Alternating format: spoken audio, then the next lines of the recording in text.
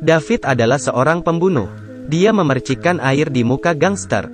Saat si gangster ingin marah, hanya terlihat muka David yang tersenyum aneh. Langsung keluar roda darah di matanya.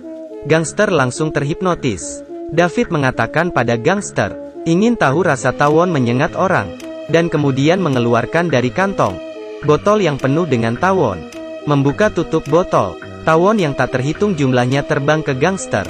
Di bawah tatapan David, gangster itu terjatuh dan mati terserang tawon. Ini adalah cara David membunuh orang. Membunuh dengan tatapan matanya. Ketika polisi mengecek CCTV, tidak ada tawon di tempat kejadian. Hanya gangster yang menggila. Polisi wanita ini merasa sangat aneh. Pada saat ini, David berbalik dan tersenyum jahat. Seperti mengatakan orang ini dibunuh olehku. Apa yang bisa kamu perbuat dengan saya? Datang tangkap saya saja. Hari ini target David adalah bapak tua ini. David berjalan mendekati dan berkata pada bapak tua itu, ini adalah rokok kebahagiaan. Jika menghisap rokok ini akan masuk ke surga. Bapak tua ini tidak percaya dan menghisapnya. Kemudian dia mengambil botol air dan minum. Detik berikutnya melihat botol air berisi puntung rokok. Kemudian bapak tua itu mengalami serangan jantung, terjatuh dan mati. Beberapa hari lalu bapak tua ini mengganggu istri orang. Jadi ada yang meminta David untuk membunuhnya. Semua tempat kematian yang aneh ini, selalu ada David di sana. Meskipun tidak ada bukti David adalah pembunuh, tetapi polisi juga membawa David ke ruang interogasi.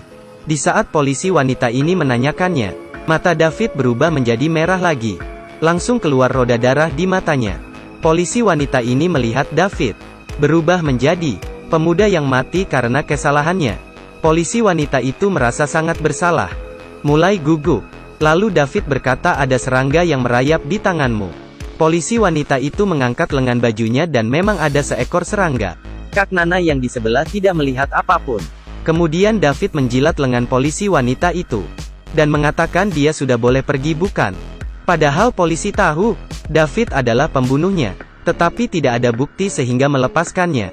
Malam hari saat polisi wanita itu pulang, lengan yang dijilat David berubah menjadi muka pemuda yang tidak bersalah itu.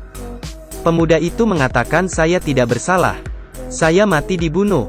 Polisi wanita merasa sangat bersalah. Kemudian mengambil pisau dan memotong lengannya. David membunuh polisi wanita ini dikarenakan permintaan seorang polisi pria. Karena pemuda yang dipersalahkan itu adalah putra polisi pria itu. Nana minum alkohol sendirian. Pagi hari David menjilat lengan polisi wanita. Malamnya dia langsung bunuh diri. Padahal tahu David adalah pembunuh, tetapi tidak ada bukti untuk menangkapnya. Dia hanya bisa minum alkohol agar tidak sedih. Nana yang mabuk berencana pulang rumah. Tiba-tiba David muncul di belakangnya.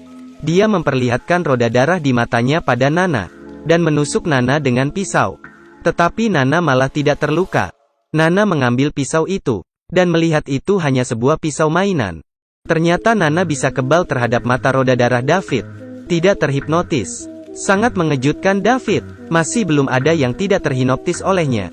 Nana adalah pengecualian. David sangat tertarik. Akhirnya ketemu lawan. Dia mengatakan pada Nana dia masih akan terus membunuh. Hanya kamu yang bisa menghentikanku. Datanglah membunuhku. Setelah itu dia memberi Nana alamat rumahnya. Ternyata orang jenius dan orang gila selalu sama. Orang begini selalu tidak normal.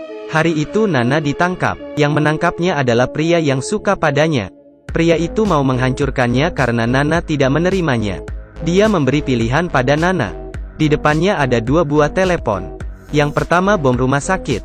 Yang kedua bom taman kanak-kanak. Jika tidak memilih, maka keduanya akan meledak. Pria ini melakukan ini karena ingin melihat Nana putus asa. Saat Nana tidak tahu bagaimana, David tiba-tiba keluar, membuat pria itu merasa bahaya. Dia mengambil pisau ingin menusuk David, tetapi sama sekali tidak dapat menyakiti David. David memegang tangannya, langsung keluar roda darah di matanya. Dari pandangan pria itu, tangan David berubah menjadi paku. Kemudian melempar ke arahnya. Pisau pria itu jatuh ke lantai. Tangannya terpaku di dinding. Ketika pria itu hampir mati dalam ilusinya, Nana menyuruh David jangan membunuh lagi. Tetapi David malah berkata, jika kamu ingin menghentikan saya, maka bunuhlah saya. Nana terdiam sejenak, kemudian mengambil pisau di lantai. langsung menusuk David. Ilusi pria itu pun hilang. Setelah itu, Nana memukul pria itu, dan memborgol tangannya di pipa.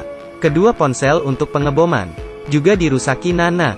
Pria itu berkata pada Nana walaupun tidak ada ponsel, bom juga akan meledak dalam 10 menit.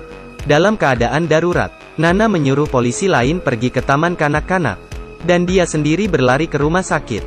Nana menemukan bom di ruangan. Dia mengambil bom itu dan berlari ke atas. Pada saat ini pria itu merusakkan pipa, berlari ke telepon dan menekan telepon dengan lidahnya, agar meledakkan bom. Untung saja Nana sudah membawa bom tersebut ke atas gedung. Bom meledak di atas gedung. Tidak ada yang terluka. Kemudian pria itu menekan telepon pengeboman taman kanak-kanak lagi. David yang terluka pun datang. Kemudian menghinoptis pria itu lagi. Bom itu tiba-tiba berada di bawah kaki pria itu. David menelepon nomor bom itu. Kemudian muncul ilusi yang ada di pikirannya. Pria itu mati di ilusi pengebomannya sendiri. Bahayanya sudah berakhir. Nana keluar dari rumah sakit.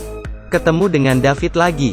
Nana tidak mengerti kenapa David mau menolongnya. David mengatakan, jika kamu mati, tidak ada yang dapat membunuhku lagi di dunia ini. Nana berkata padanya suatu hari pasti akan tertangkap. David dengan senyum berkata, jika mau mati harus mati di tanganmu.